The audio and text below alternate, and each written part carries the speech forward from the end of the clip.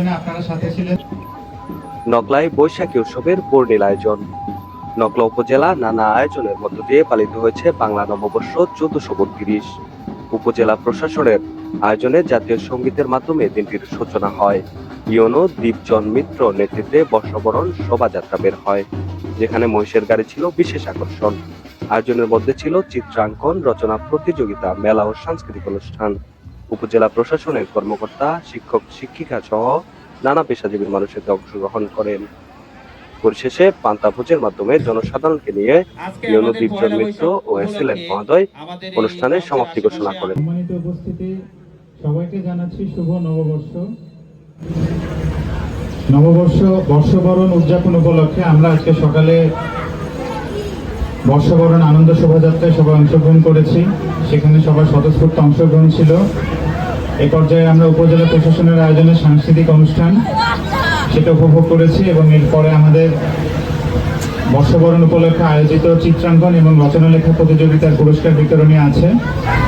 এবং এরপরে আমাদের এই মুক্ত মঞ্চে যে মেলাটির আয়োজন হয়েছে, মেলাটির আয়োজন এখনো সম্পন্ন হয়নি, মেলার আয়োজন চলছে।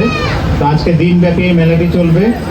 এই সকল অনুষ্ঠানে সবাইকে সাদর আমন্ত্রণ জানাচ্ছি উপজেলা প্রশাসনের পক্ষ থেকে। এবং পহেলা বৈশাখের যে তাপদাহ সেটা ইতিমধ্যে শুরু হয়ে গিয়েছে। সবার বেশ আমরা গরম লাগছে সবারই।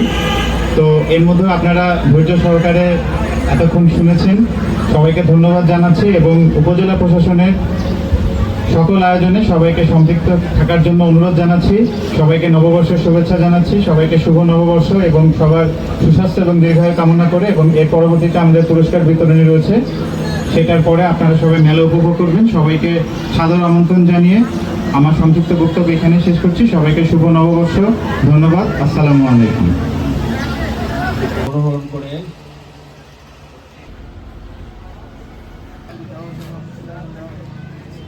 আয়োজনে আপনারা সাথে ছিলেন, সবাইকে ধন্যবাদ ও কৃতজ্ঞতা জানাচ্ছি।